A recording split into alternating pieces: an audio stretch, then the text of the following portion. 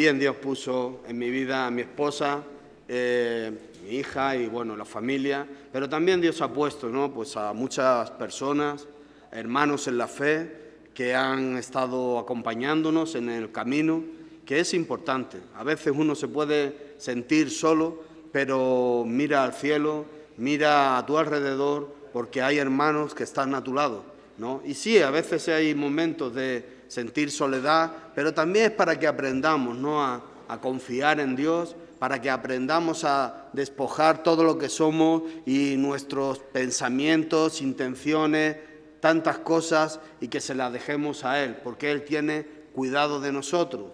Es lo que la Biblia dice, y lo que la Biblia dice es verdad. Escrito está para que no se cambie nada y para que quede registrado. Amén. Bueno, yo llevo hablando un tiempo sobre esto y quería compartir y insistir en ello. No es de la samaritana, pero bueno, aunque también tiene que ver con la mujer samaritana. Y tiene que ver con, claro, con la identidad, ¿no? Yo he hablado de esto en otras ocasiones. Y tiene que ver con la identidad, ¿no? Y claro, ¿por qué yo me atrae este pensamiento, ¿no? ¿Y qué dice la Biblia acerca de esto? Tenemos una identidad como personas, tenemos una identidad, pues bueno, tenemos la cédula, ¿verdad? Allí en España es el DNI, el pasaporte, tenemos una huella de identidad, una huella dactilar que nos identifica, pero la Biblia habla también acerca de una identidad como cristianos. Y yo he vivido pues acá en México 6 años, 9 años, he vivido en España con portugueses 5 años, he conocido algunos, bueno, allí en España hay muchos diferentes personas de diferentes países, diferentes características, diferentes culturas, pero cuando uno recibe a Cristo, todos tenemos la misma identidad. Sí, el acento es diferente, la comida, sí, pero la identidad como cristiano. Y esa es la que cada uno de nosotros tenemos que conservar. Y no podemos perder, y no debemos dejar que ésta se estorbe en nuestras vidas. En Juan 12, 24, Jesús mismo, Juan 12, 24, bueno, voy a hablar muchos versículos y muchas cosas, y voy a ver la hora que es. ¿Cuánto tiempo es más o menos? Sí, siempre dicen eso, pero luego viene. Bueno, en Juan 12, 24, el Señor decía, hablando acerca de su tiempo, ¿verdad?, que unos griegos buscaban a Jesús y demás. Y en el 24 dice, de cierto os digo, que si el grano de trigo no cae en tierra y muere, queda solo, pero si muere, lleva mucho fruto. El que ama su vida la perderá, el que aborrece su vida en este mundo, para vida eterna la guardará. Si alguno me sirve, sígame. Y donde yo estuviere, allí también estará mi servidor. Si alguno me sirviere, mi Padre le honrará. Pero Jesús comienza hablando, tiene que ver con él, de que si el grano de trigo no cae en tierra y muere, queda solo, pero si muere, lleva fruto. Y se estaba refiriendo a su muerte y a su resurrección, ¿verdad? Y nosotros somos el fruto de esa muerte y de esa resurrección. 3 años que Cristo vino a manifestar y a hacer cumplir las promesas de Dios, ¿verdad?, en su persona, porque ya todo estaba escrito, estaba profetizado, y Él vino a derramar su vida para que el hombre tuviera ya una debida relación con el Padre, porque ya no fuera a través de ritos, de costumbre que una y otra vez hacían, pero el corazón del hombre seguía siendo el mismo. La ley estaba, pero la ley no cambia el corazón. La ley simplemente te dice cuáles son las consecuencias si traspasas esa ley, pero no cambia el corazón. Hay penas de muerte en algunos países, pero sigue habiendo delitos donde las personas acaban siendo condenadas en este horrible condena, ¿no?, de muerte. No cambia el corazón. Cristo vino a cambiar el corazón. Jesús vino enseñando, diciendo, yo no he venido a quitar la ley, sino a dar su verdadero significado. Nosotros somos el fruto de su aflicción, somos el fruto de lo que Él vino a hacer. Pero nos pone este ejemplo. El grano de trigo tiene que morir para que nazca una hierba que trae otros muchos granos. Y tiene que ver con la obra espiritual que Dios hace en nuestras vidas. Cuando nosotros recibimos a Cristo y morimos al viejo hombre, y morimos al hombre de pecado, ¿verdad? Y recibimos a Jesús como Señor y nuestro Salvador. Lo que pasa en nuestras vidas es un milagro, como lo que sucede cuando uno siembra algo. No crece lo que siembra, es otra planta diferente que lo que hace es trae fruto, y ese fruto da más fruto. Y nos está hablando acerca de la obra preciosa que Dios hace en nuestras vidas y en la vida de todos los que le reciben. Entonces, es algo a tener muy en cuenta. Filipenses 2, también Jesús enseñaba acerca de esto, ¿verdad? De sí mismo, ¿no? Siempre Él es el ejemplo, siempre Él es la figura a tener en cuenta. Filipenses 2, a partir del 5.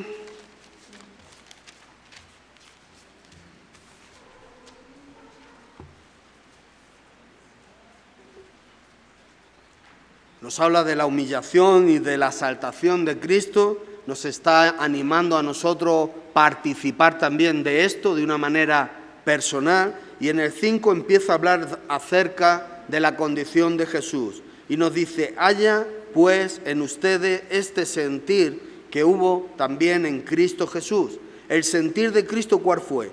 El cual, siendo en forma de Dios, teniendo la naturaleza divina, dice otra versión, teniendo la condición de Dios, dice, no estimó el ser igual a Dios como cosa a que aferrarse, sino que se despojó a sí mismo, tomando forma de siervo y hecho semejante a los hombres, y estando en la condición de hombre, se humilló a sí mismo, haciéndose obediente hasta la muerte y muerte de cruz, por lo cual Dios también le exaltó hasta lo sumo y le dio un nombre que es sobre todo nombre, para que en el nombre de Jesús se doble toda rodilla de lo que está en los cielos, en la tierra y debajo de la tierra, para gloria de Dios Padre, ¿verdad?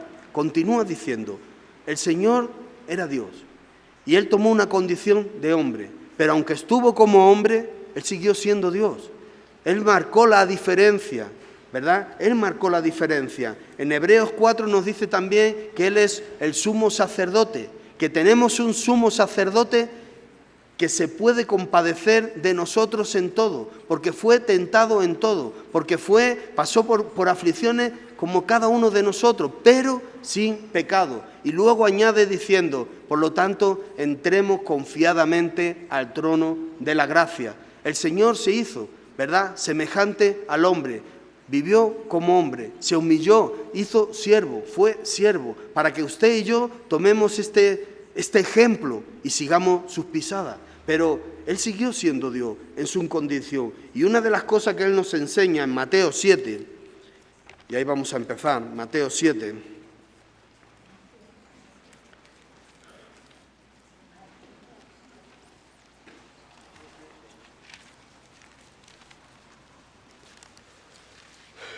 Jesús enseñaba a los discípulos, el 15, 7:15, el Señor estaba advirtiendo a sus seguidores, les estaba advirtiendo de peligro, de no dejarse llevar por cualquier cosa, 7:15, ¿verdad? No dejarse llevar por cualquier cosa. Y comienza diciendo, guardaos de los falsos profetas que vienen a vosotros vestidos de oveja, pero por dentro son lobos rapaces. El Señor empieza diciendo, mira, parecen ovejas, pero por dentro. ¿Y cuándo se manifiesta en un lobo? Pues cuando le sale la ira, cuando le sale lo que le sale. Y dice luego, ¿acaso, dice, por su fruto, versículo 16, por sus frutos los conoceréis? ¿Acaso se recogen uva de los espinos o higo de los abrojos? Así que todo buen árbol da buenos frutos, pero el árbol malo da fruto malo. Y no puede el buen árbol dar malos frutos, ni el árbol malo dar frutos buenos. Todo árbol que no da buen fruto es cortado y echado en el fuego, así que por su fruto los conoceréis. Y está hablando acerca de esto, ¿Puede haber árbol que dé un fruto diferente? Se está hablando de peligros. Y para mí tiene que ver muchas veces con buenas... Pues sí, hay personas que pueden tener el humanismo, ¿verdad? El poder ayudar a otros, pues sí, pero donde Dios no está. Un cristiano tiene que tener los frutos de Cristo. Igual llegaremos a los frutos del Espíritu, donde se manifiesta lo que es la vida de Dios en su vida, ¿verdad? Y esto es lo que nos identifica como tales. ¿Que somos mejores? Pues seguramente cometemos errores, seguramente habrá fallos, pero tenemos dónde recurrir a la palabra de Dios. Y también tenemos que tener ese corazón correcto de pedir ayuda al Señor para no caer en esos errores, para no cometer pecado y vivir de una manera digna delante de Dios, y podrán mostrar ese fruto. Porque el fruto, ¿qué es lo que hace? ¿A quién alimenta? Al entorno. ¿Quién se beneficia del fruto? La persona que está cerca de una, ¿verdad?, de un manzano y puede tomar esa manzana, un plátano, lo que sea. Pero aquí está hablando de frutos que vienen de Dios a nuestras vidas y que otros se pueden beneficiar de ellos, ¿no? Pero al mismo tiempo el Señor estaba resaltando la importancia de identificar, de qué identidad tenía cada árbol. ¿Y cómo podemos saber cuál es cada árbol? Por el fruto que da. Hoy en día hay muchos injertos donde mezclan diferentes árboles para dar otro fruto diferente. O mezclan, ¿no? Conocemos cuando mezclan a un burro con un caballo, ¿verdad? Sale un mulo. Sí, es un buen animal para carga, pero ¿qué le pasa? El mulo termina su vida con él. No puede procrear, no puede desarrollar. ¿Por qué? Porque no es verdadero, porque es algo que no es, podemos decir, natural. ¿Se oye bien? ¿Sí? Vamos a la lluvia, yo ahora... Bueno, son ejemplos de la naturaleza que podemos aprender para nosotros decir, yo quiero ser verdadero. Yo muero a mi naturaleza pecaminosa y recibo al Señor, nazco de nuevo a una nueva vida, por lo tanto tengo otra identidad. Claro que soy mexicano, claro que soy español, claro que tengo una cédula, pero encima de todo soy hijo de Dios.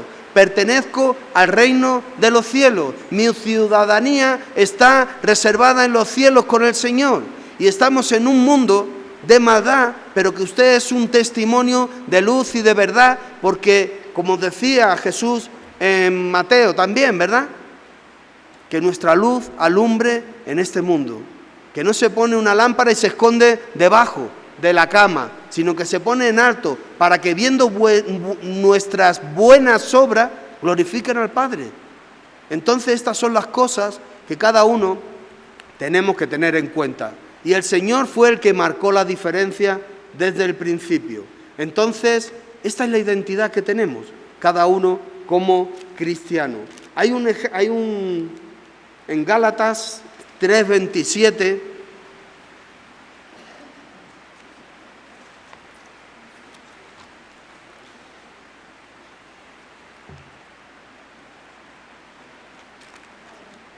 era una iglesia en Asia, por estos lugares. Gálatas 3:27.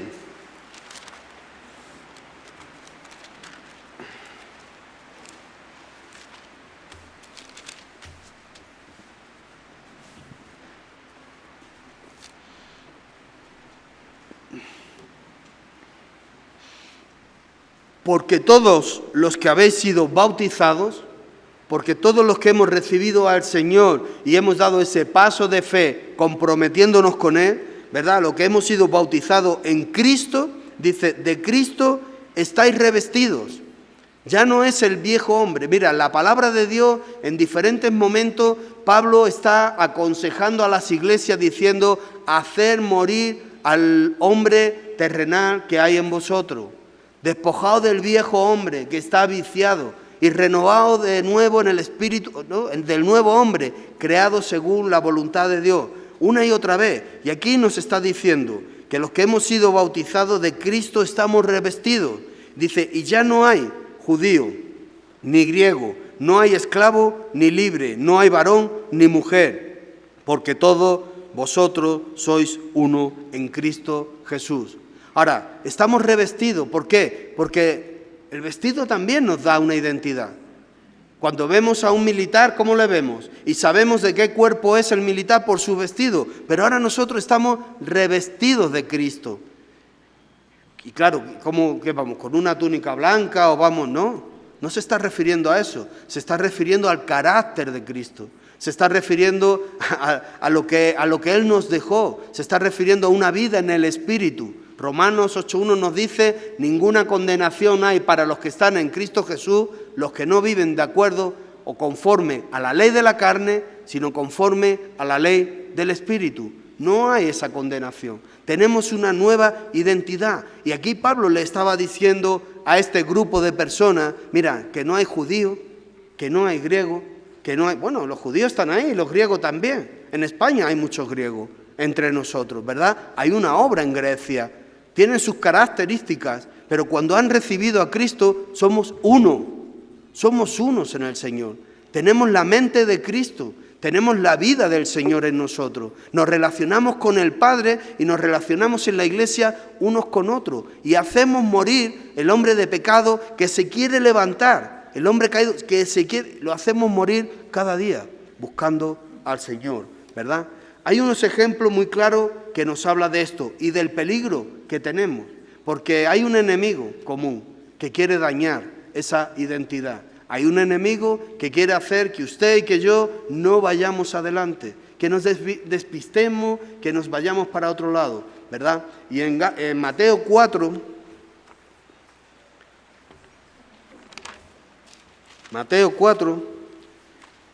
el Señor comienza su ministerio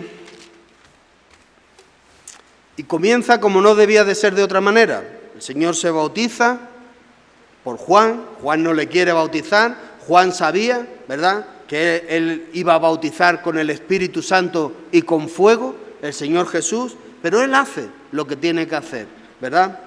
Y desciende la paloma, el Espíritu Santo en forma de paloma, sale del agua, empieza su ministerio, escoge a los suyos, ¿verdad? Y aquí en el 4 es tentado, nos habla de la tentación de Jesús.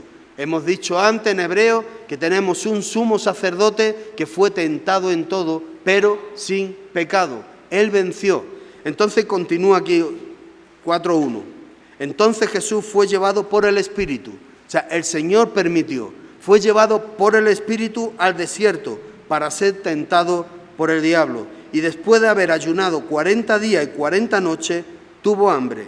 Y vino el tentador y le dijo, si eres hijo de Dios, di que estas piedras se conviertan en paz. Él respondió y dijo, escrito está. La respuesta de Jesús ante la tentación. Él era la palabra encarnada, ¿verdad? Entonces, ¿cómo vamos a vencer? Cuando la palabra está en nuestros corazones. Leemos la palabra, pero el autor de la palabra es Cristo. La palabra es el Espíritu. Somos bautizados en el Espíritu Santo. No lo quieras entender, pero se puede entender. De que Dios hace una obra perfecta en su vida. No somos ignorantes, no lo somos. Hay personas entre nosotros que llegaron casi sin saber leer, pero hoy en día pueden transmitir el mensaje del Evangelio con una claridad especial, porque están llenos del amor de Dios y porque Cristo reina en sus corazones, ¿verdad? Y aquí está el Señor. Escrito está, no solo de pan vivirá el hombre, sino de toda palabra que sale de la boca de Dios. Entonces el diablo le llevó a la santa ciudad, le puso sobre el pináculo del templo, le dijo, si eres hijo de Dios, échate abajo, porque Cristo está, sus ángeles mandará cerca de ti. Y en sus manos te sostendrán, para que no tropieces con tu pie en piedra. Vemos que el diablo una y otra vez utiliza la palabra de Dios. Sí, escrito estaba que estas cosas, pero manipulaba, pero él lo utilizaba de una manera errónea. El fruto no correspondía, ¿verdad? Entonces, ¿qué dice? Jesús le dijo, escrito está, también no tentarás al Señor tu Dios. Otra vez le llevó el diablo a un monte muy alto, le mostró todos los reinos del mundo y la gloria de ellos y le dijo, todo esto te daré si postrado me adorare. Entonces Jesús le dijo, vete Satanás. Ya le llaman por su nombre, ya le reprende, le dice, mira, hasta aquí, vete Satanás, porque escrito está, al Señor tu Dios adorará y a Él solo servirá. Y el diablo se fue Dice, y el diablo entonces le dejó, y he aquí, vinieron ángeles y le servían. Entonces vemos cómo el Señor Jesús tiene esta tentación, donde le tienta cuando tiene hambre, ¿verdad? Cuando Él siente hambre, hay una debilidad, ahí va a venir el enemigo. Cuando hay una debilidad de algo, y ahí viene el enemigo. Bueno, uno puede decir, bueno, podía haber convertido el pan, bien, pero lo que hay detrás de la puerta, ¿qué es? Que el diablo estaba tocando su identidad. Le estaba diciendo, si tú eres hijo de Dios, si tú eres quien dice que eres, pero esto lo vemos a través de su ministerio. Una y otra vez le estaban acusando, diciendo, mira, dice que es el Mesías, pero come con pecadores y con publicanos y con prostitutas y el Señor se acercaba a donde había necesidad para que salieran de esa necesidad, para que salieran de esa condición de pecado. No he venido a buscar a sanos, sino a enfermos, no he venido a buscar a justos, sino a pecadores al arrepentimiento. El Señor vino a buscar y a salvar lo que estaba perdido, yo el primero, ¿verdad? Entonces, esta es la obra, pero el enemigo, ¿qué hace? Si tú dices, y su identidad como cristiano, el diablo va a querer también tocarla, va a querer también dañarla, y van a venir momentos que le van a decir, ay, mira el cristianito, mira no sé qué, pero mira cómo hace, pero mira, uno tiene que ser humilde y tener la base de la palabra de Dios en nuestros corazones para responder con la autoridad que es del Señor, no la nuestra, no la nuestra. Entonces, aquí el enemigo quiso tocar la identidad, ¿verdad? La identidad. Por eso tenemos que tenerlo muy en cuenta, que esta quiere ser dañada. Y todos nos identificamos del mismo modo, somos hijos de Dios. Hemos sido lavados por la sangre del Cordero. Nos une su sangre, nos une su redención, nos une el mismo Espíritu. Eso es lo que es importante. Pero tenemos que tener esos frutos que marcan la diferencia en todo. Otro ejemplo es en Lucas 23, cuando Cristo estaba en la cruz. Lucas 23.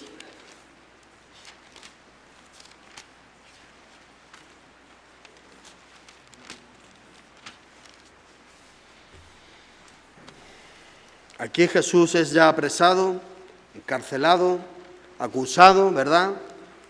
Acusado de que, bueno, y cumpliendo también lo que ya estaba escrito, ¿verdad?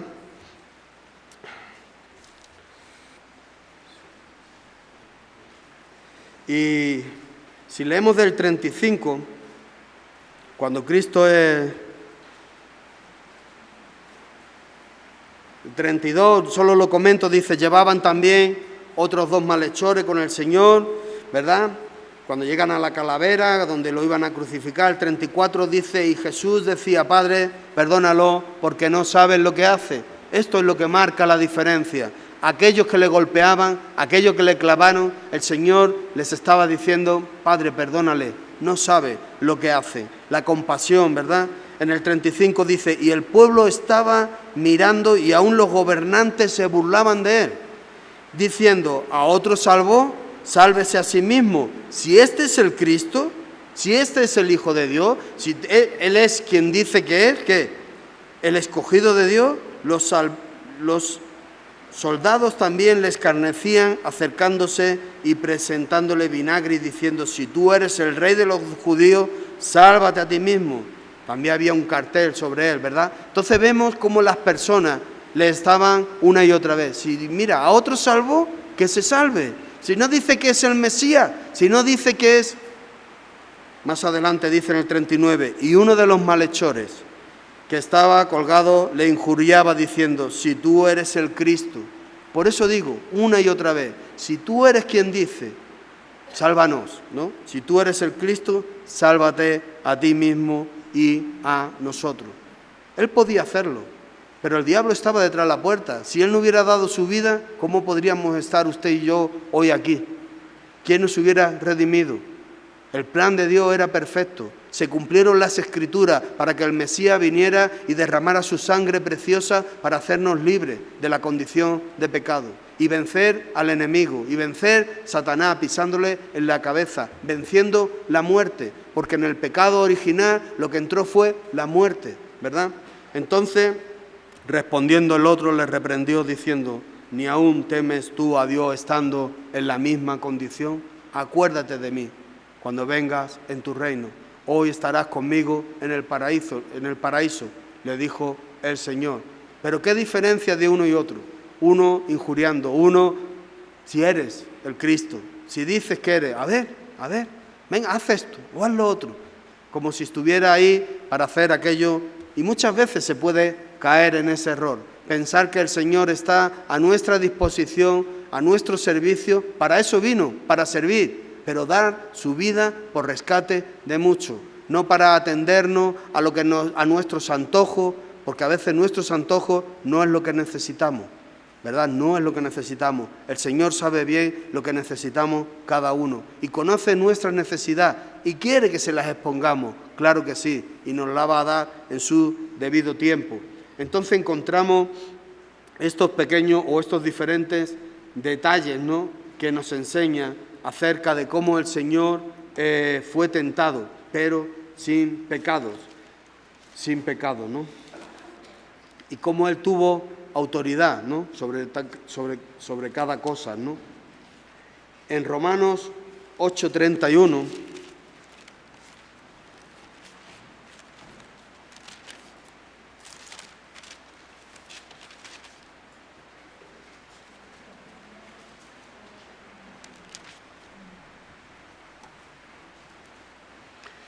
¿Qué pues diremos a esto? Si Dios es por nosotros, ¿quién contra nosotros? Es la pregunta.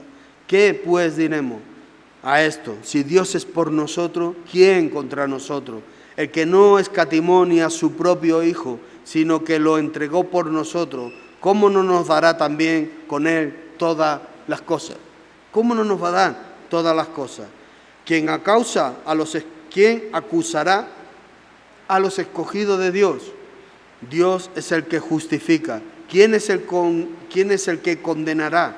Cristo es el que murió, más aún el que también resucitó, el que además está a la diestra de Dios, el que también intercede por nosotros. ¿Quién nos separará del amor de Cristo? ¿Tribulación, angustia, persecución, hambre o desnudez o peligro o espada? Nos da una amplia gama de situaciones, pero dice, ¿quién nos separará? Dice, como está escrito, por causa de ti somos muertos todo el tiempo, somos contados como ovejas de matadero.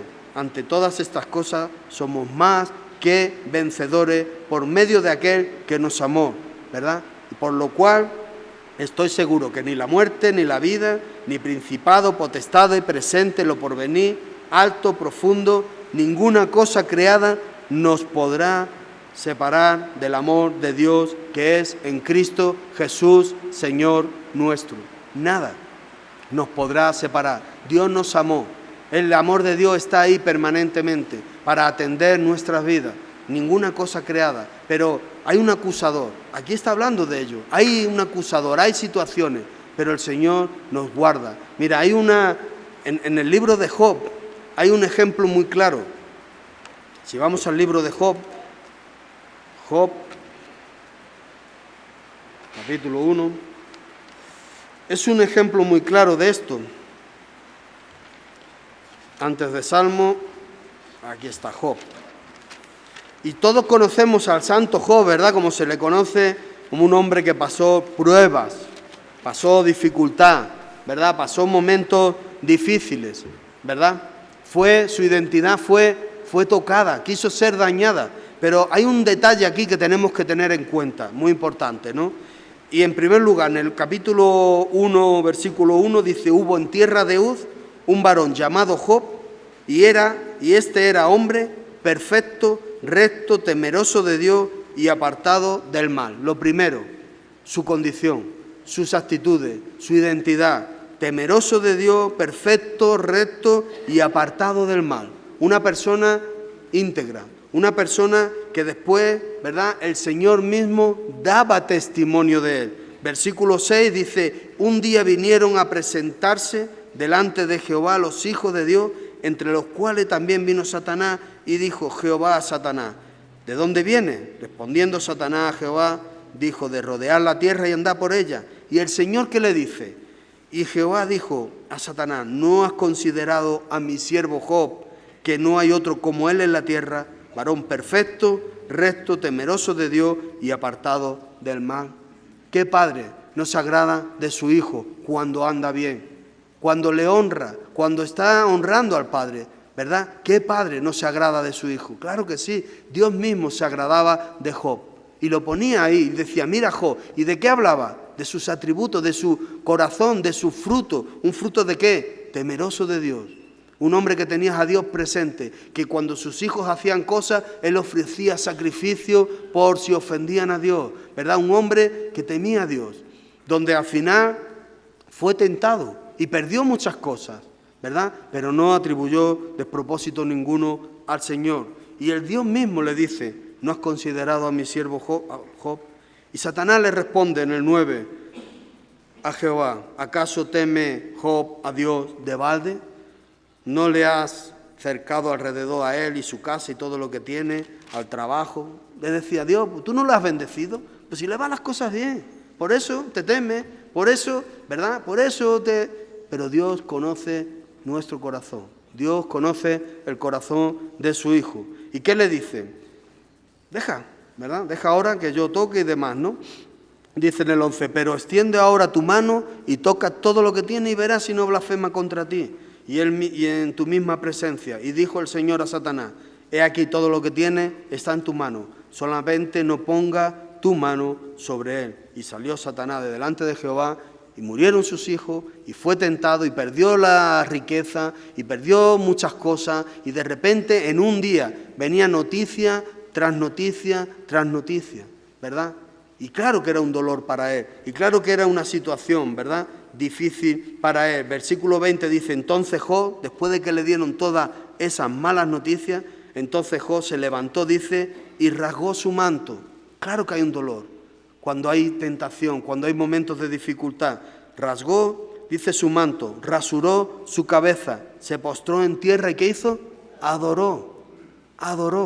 ¿Y qué? Y dijo: desnudo salí del vientre de mi madre, desnudo volveré allí. Jehová dio, Jehová quitó, sea el nombre de Jehová bendito. En todo esto no pecó Job, ni atribuyó a Dios despropósito alguno.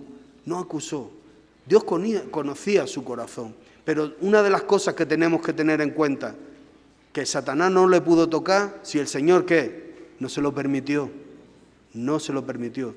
Dice la Biblia que no vamos a pasar ninguna prueba que no vayamos a superar, porque el Señor nos da la respuesta.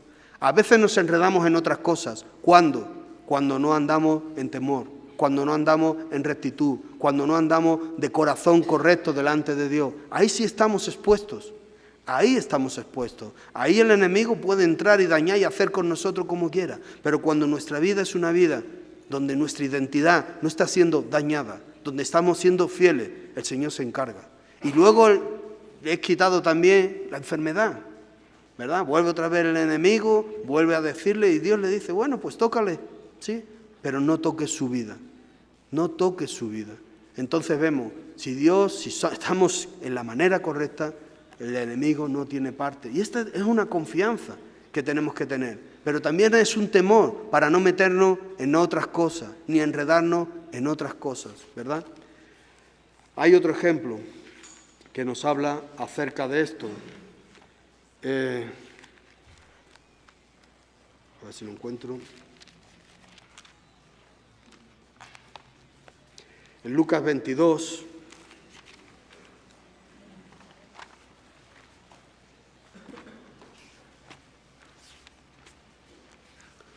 Lucas 22, entonces vemos, ¿verdad?, cómo somos de valor.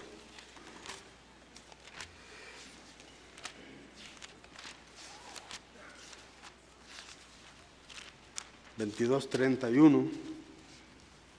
El Señor ya estaba llegando su hora, estaba preparando a los suyos, advirtiéndoles, ¿no?, porque les decía: mira, ya voy a Jerusalén, voy a ser crucificado, al tercer día voy a resucitar. Y aunque el Señor advertía a los suyos, cuando llegó la hora como que no se enteraban de nada, ¿no?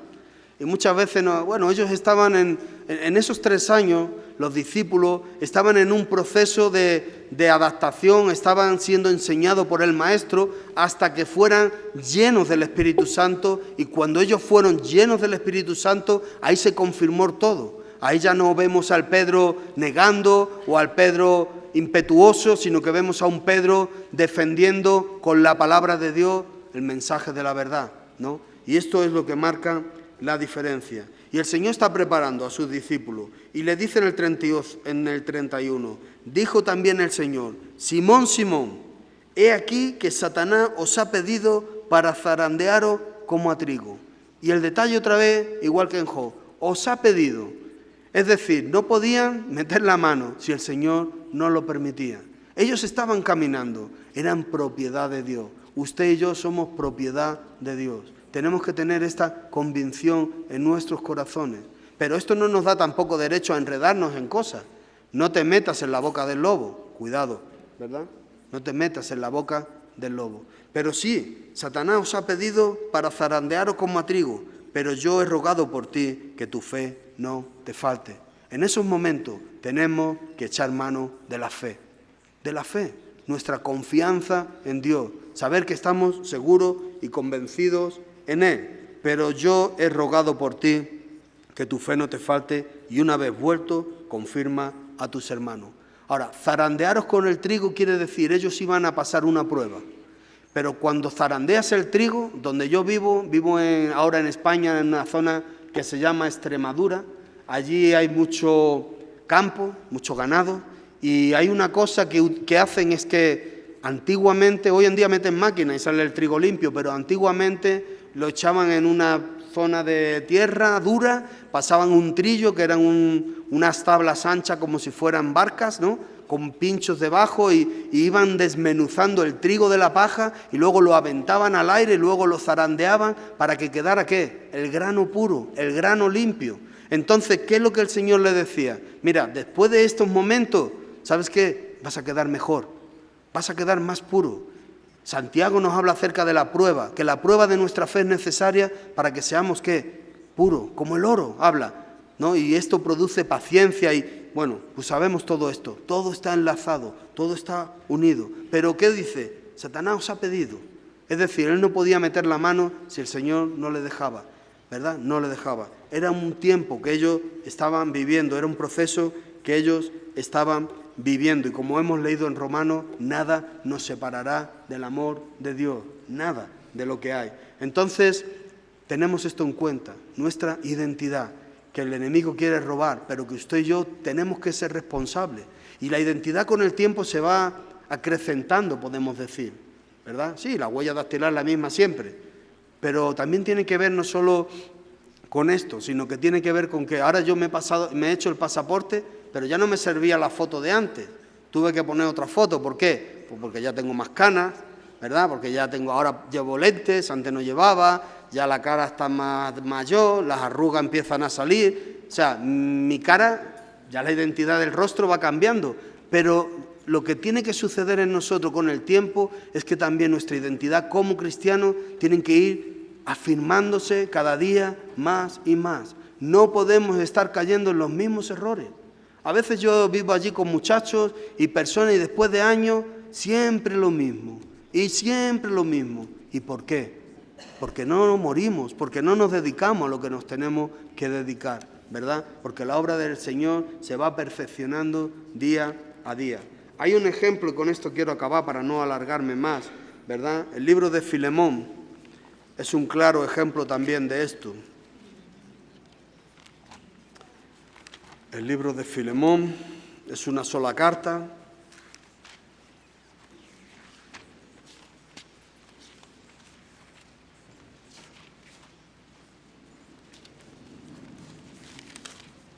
Viene antes de Hebreos.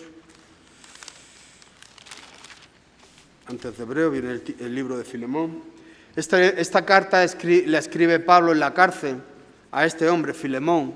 Y este hombre era un hombre cristiano que recibió el Evangelio, que en su casa tenía una iglesia donde se reunía hermanos, donde tenía tenía una buena enseñanza, seguramente Pablo lo reconoce como tal, ¿no? Pero sin embargo Pablo está también tratando un asunto con él, un asunto a veces de él tener a lo mejor una idea preconcebida ya de alguien, que era Onésimo, ¿no? Una idea preconcebida de este hombre que era esclavo, pero que ahora ya no era esclavo.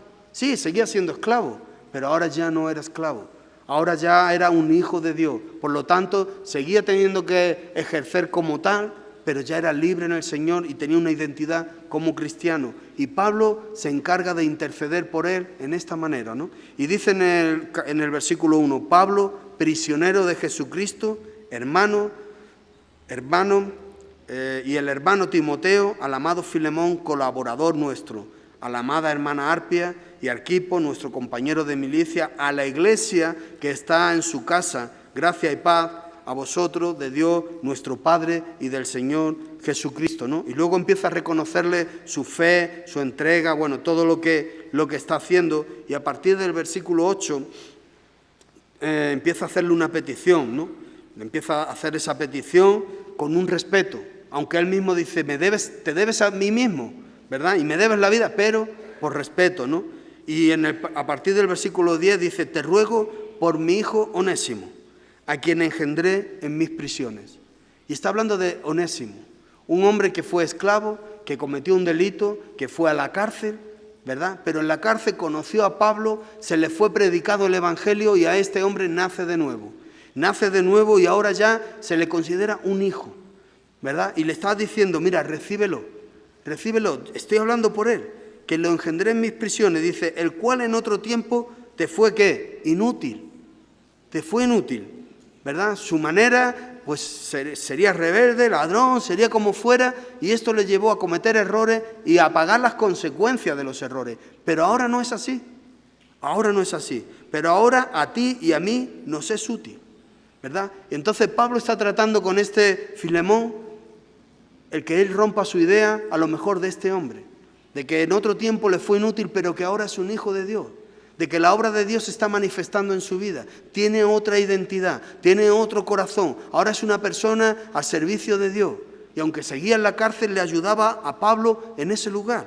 Y dice en el 12, el cual vuelvo a enviarte, tú pues recíbele como a mí mismo, ¿no? Y dice, yo quisiera retenerle conmigo para que en lugar tuyo me sirviese en mis prisiones por el Evangelio.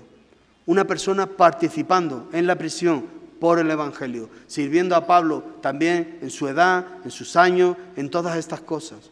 Pero ahora vemos que este hombre dejó de ser un esclavo, que lo seguía siendo, y por eso volvía a su señor, que era Filemón. En aquel tiempo existían estas cosas. Gracias a Dios la cultura ha ido cambiando y Dios ha ido cambiando el corazón de las personas. Y vivimos en otro tiempo, aunque hay hoy en día otro tipo de esclavitud. No vamos a entrar en ello, pero sabemos, la gente vive esclava en los materialismos, en tantas cosas, donde se olvidan de Dios. Pero ahí uno puede salir de eso también, como este Onésimo, y volverse al Señor, ¿no? Entonces, Pablo intercede por él, recíbele como a mí mismo, me es útil. Pero nada quise hacer, dice, sin tu consentimiento, para que tu favor no fuese como de necesidad, sino voluntario. La importancia de que este Filemón estuviera entendido, la importancia de que este Filemón viera a este hombre como una nueva persona en Cristo.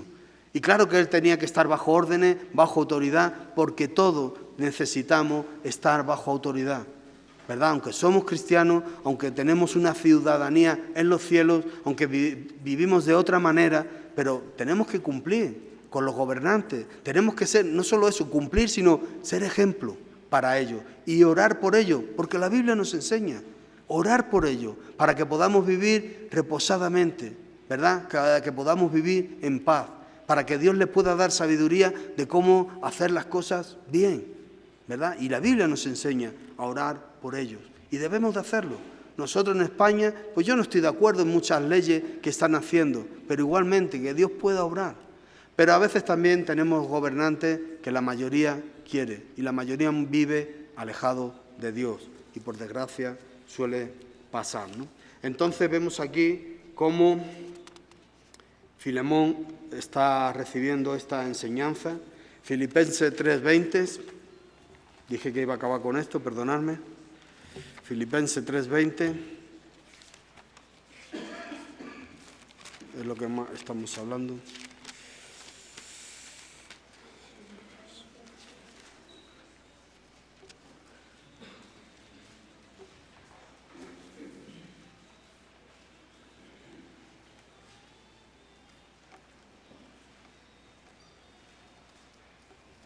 He dicho que 3 más nuestra ciudadanía.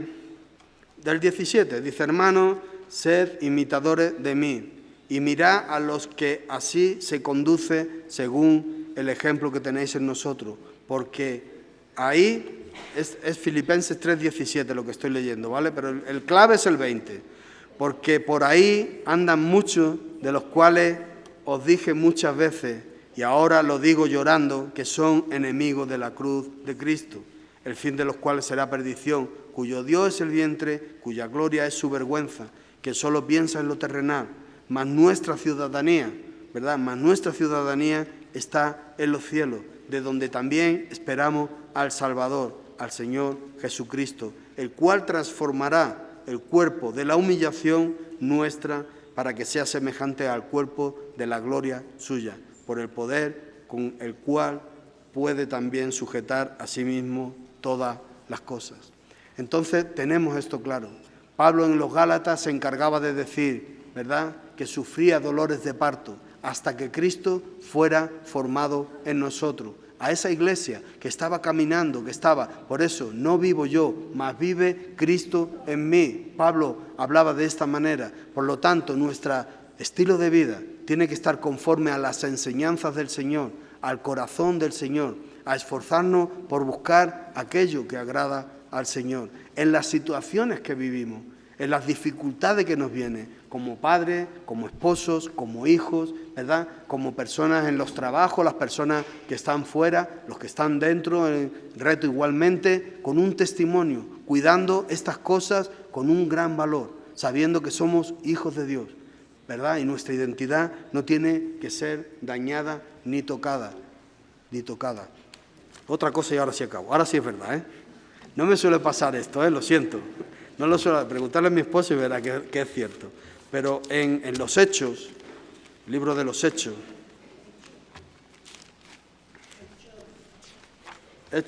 ahora le digo 4 creo que es.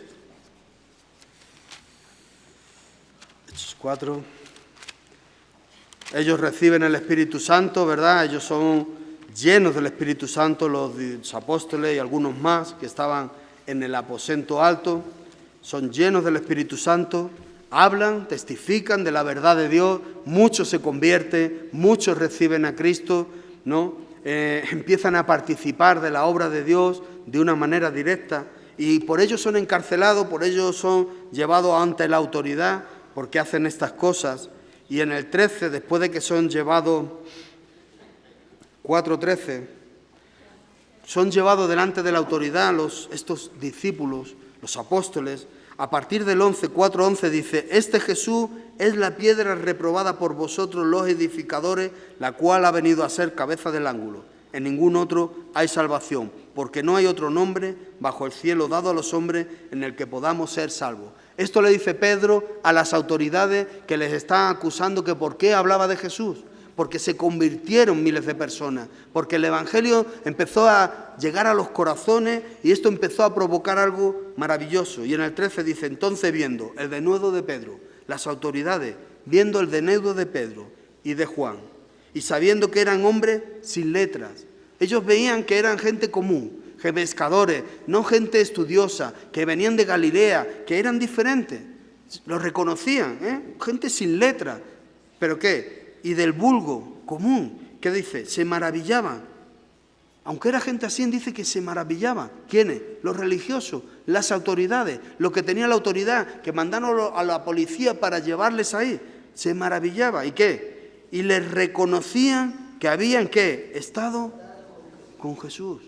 Les reconocían, su identidad estaba ahí. ¿Y en qué? En su manera de expresarse, en su manera de testificar, en su defensa de la fe, en un problema. Estaban arriesgando el ir a la cárcel, ¿Pero qué? Hacían esta defensa, les reconocían y viendo al hombre que había sido sanado, que estaba en pie con ellos, no podían decir nada en contra. No podía decir. Les manda, mira, no habléis en ese nombre y los dejarán libres. ¿Y qué dice? ¿Obedeceremos antes a los hombres que a Dios? Ellos hacen una defensa. Su identidad está siendo atacada, pero ellos se mantienen firmes en la fe. Yo le animo a que usted se mantenga firme en la fe. Y cuando vengan situaciones y problemas, que busque al Señor. En su palabra, en oración, en consejos, ¿verdad? Hay personas que nos presiden en el Señor. Yo cuando llegué a Reto tenía 19 años, ahí me recibió el señor Antonio, allí estuvimos conviviendo juntos, me ayudó, él nos casó, ¿verdad? A mi esposa, a mí, me aguantó muchas, yo también le aguanté algunas, pero bueno, pero no, es broma, es broma. Pero sí, gracias a Dios que ha habido siempre personas a nuestro alrededor que nos ayudan, nos aconsejan, nos amonestan. ¿Para qué? Para que seamos fieles a Él. Y nos presenta a Él, seguirle a Él. Como Juan les dijo a sus discípulos, seguirle a Él, ¿verdad? Seguirle a Él. Que el Señor les bendiga. Si me permite, voy a hacer una oración. Y gracias, ¿no? Gracias por formar parte de esta iglesia. Si es la primera vez que viene, pues bueno, ánimo, busca. Si hay algo que haya tocado su corazón, medite en ello, piense que es lo mejor, ¿no? Dios no es un tema religioso, Dios es creador de todas las cosas y cuando uno se mete en la palabra se da cuenta de muchas cosas, ¿verdad?